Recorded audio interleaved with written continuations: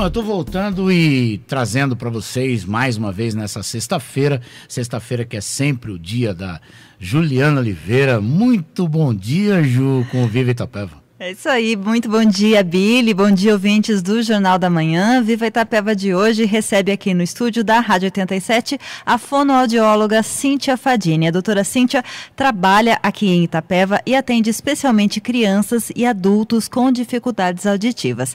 Bom dia, doutora Cíntia, prazer enorme recebê-la aqui. Para começarmos, eu gostaria que você falasse um pouco sobre a sua formação acadêmica. Bom dia, Juliana. Bom dia, ouvintes. É um prazer estar aqui falando um pouquinho da minha profissão. Eu sou fonoaudióloga, me formei há 10 anos pela Unesp de Marília. Fiz meu mestrado também pela Unesp e, a partir disso, comecei a trabalhar aqui em Itapeva. Eu sou especialista em processamento auditivo e aprendizagem. Trabalho com crianças com desatenção, com dificuldades em acompanhar a leitura e a escrita, e também com adultos que têm dificuldades com perdas auditivas e que faz uso de aparelhos auditivos.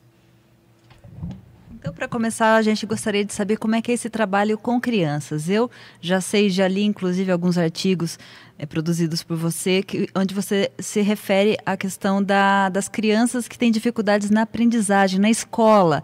E às vezes os pais até consideram aquela criança preguiçosa ou algo assim, e na verdade ela tem um problema auditivo. Então eu queria que você aprofundasse um pouquinho para falar sobre esse atendimento seu com as crianças. Sim. As crianças, elas são ótimas. Elas aparecem no consultório com bastante dificuldades em entender o nosso sistema de leitura e escrita. A criança, para ela ler, para ela escrever, ela precisa entender o som. E isso nem sempre é ofertado para elas. Então, nós temos um monte de crianças com dificuldades em memória, em atenção, em lidar com barulho e que não conseguem ler. E eu faço exatamente isso, a avaliação dessas crianças para ver o quanto elas conseguem processar aquilo que elas escutam na sala de aula, o quanto elas conseguem memorizar e, a partir disso, trabalhar as habilidades que precisam ser melhoradas. Eu sempre falo que para a criança ler uma palavra, ela precisa entender tudo o que antecede a isso. Ela precisa entender o som, ela precisa ter uma boa memória e ela precisa brincar com o sistema dela. E é o que eu faço no meu consultório, trabalhando bastante a atenção, a memória e também a parte de lidar com barulho e conseguir entender o que a professora fala. É importante, inclusive, deixar essa informação para os professores também, né? Não só os pais, mas que também, às vezes, tem alunos assim, que têm uma dificuldade, né, para entender, para estar ali com os demais alunos, e a dificuldade é mesmo auditiva e tem cura. Essa é a boa notícia, né? Tem cura, tem tratamento, tem exercício que é feito no seu consultório, né, doutora? Exatamente. Hoje nós temos bastante pessoas falando de diagnóstico, dizendo que a criança tem TDAH, que é o déficit de atenção de hiperatividade, que ela tem dislexia, mas não estão investigando como está sendo esse processo da criança de receber a informação. E antes mesmo, saber como essa criança está na escola. É ofertado muita medicação, e nem sempre é o ideal para a criança, cada caso é um caso. E o treinamento oferece isso. Eu trabalho bastante a concepção que o nosso cérebro ele é plástico. Quanto mais eu estimular, quanto mais eu criar conexões, mais essa criança vai ter condições de aprender. Então, vale a pena, sim, investir em treinamento, investir em favorecer habilidades, antes mesmo de pensar em diagnósticos, em rotular essa criança. Maravilha. E, Billy, nós estamos no mês de outubro, é um mês dos cuidados com os idosos. Então a gente vai falar um pouquinho também sobre a questão dos idosos, quantas pessoas a gente conhece que tem em casa ou na nossa própria família, né, uma pessoa que está ali com alguma dificuldade já para ouvir, auditiva, né? E às vezes até vira motivo de piada, né, doutora Cíntia? A gente vê ali, sempre tem um apelidozinho chato. Então, eu gostaria também que você falasse um pouquinho com a gente sobre isso, sobre em que momento a pessoa deve procurar o fonoaudiólogo, quando que essa audição está sendo realmente deficitária, o papel do familiar também, né, nessa questão. Poderia abordar um pouquinho isso? A perda auditiva, ela começa bem antes do paciente perceber que ele está com uma perda auditiva. Eu falo que o nosso sistema ele é ótimo. Ele começa a produzir um som, que é, na maioria das vezes, o zumbido. Então, a primeira queixa é o zumbido. Pacientes começam a falar, nossa, de repente começou um barulho no meu ouvido e eu não sei o que é. Em 90% dos casos, esse barulho é o cérebro dizendo, olha, está faltando um som. Então, ele vai compensar essa falta de som produzindo o zumbido. Se os pacientes chegassem no consultório nesse momento, seria ótimo, porque aí a gente não tinha uma perda progressiva da audição, a gente não tinha dificuldades maiores com a compreensão, e assim conseguiríamos reabilitar melhor ainda com o uso de um aparelho auditivo. Mas os pacientes, eles demoram para chegar. Então, ele já vem com uma dificuldade imensa em discriminar, entender o que as pessoas estão falando. Quando tem barulho, eles não conseguem, aí acabam trocando as palavras e os familiares nem sempre estão aceitos, né? Ah, mas ele falou essa palavra e começa a dar risada. Então, eu tenho pacientes que começaram a ter dificuldades maiores e tiveram retraimento. Alguns até chegam a ter sinais depressivos porque eles não conseguem se comunicar.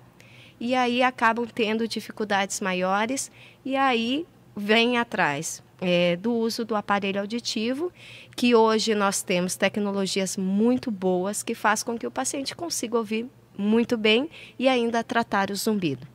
Falando em idosos, né? Deixa eu participar também, já que eu sou o velhinho da conversa. Há muitos anos que a minha profissão é essa, de rádio e estúdio e tudo mais, né? Esse uso do fone de ouvido, ele pode trazer também esse problema, já que eu já comecei a ter esse problema na minha família, de eu brigar por causa do som da televisão, que está muito alto e para mim não está. Então, o fone de ouvido, enfim, isso também acarreta esse problema, doutora? Pode. Nós temos a predisposição. Nós temos a predisposição genética que influencia bastante, mas também o uso contínuo de ruído faz com que você tenha, com o tempo, possa adquirir uma perda auditiva, sim. Certo. É recorrente. E existe tratamento para isso? Sim, o tratamento é o uso do aparelho auditivo. Perfeito. Nós temos dois tipos principais de perda auditiva, que é a perda auditiva de condução. Algo impede o som de chegar na sua orelha. E nós temos a perda neurosensorial. Na perda neurosensorial, eu lesionei células dentro do meu ouvido. E aí essas células, elas não voltam. E para voltar, eu tenho o uso do aparelho auditivo.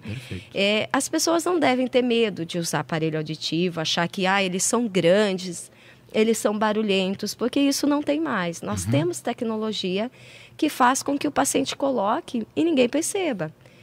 Eu tenho uma paciente que fala assim, eu adoro mostrar que eu uso o aparelho, porque para mim é significativo, eu uso um aparelho que me trouxe um retorno maior.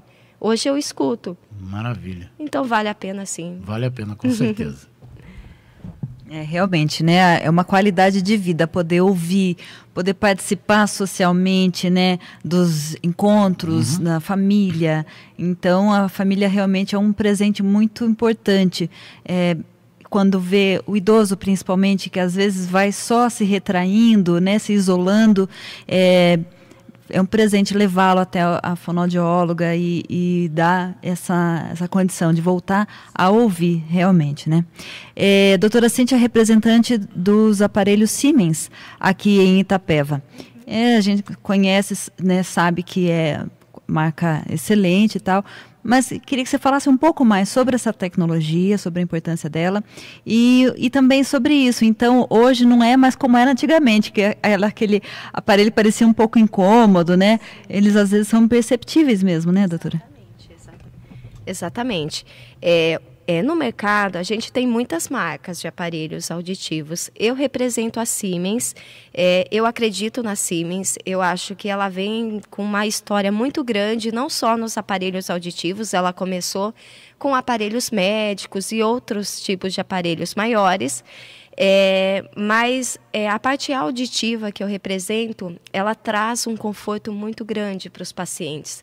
Eu já tive outros pacientes que vieram de outras marcas, que eu tive que fazer uma readaptação porque eles tinham muito traumas. Mas eu não consigo usar aparelho o dia inteiro, eles são barulhentos. E aí fui tirando esse estigma que eles tinham de que é ruim, para que eles conhecessem os nossos aparelhos.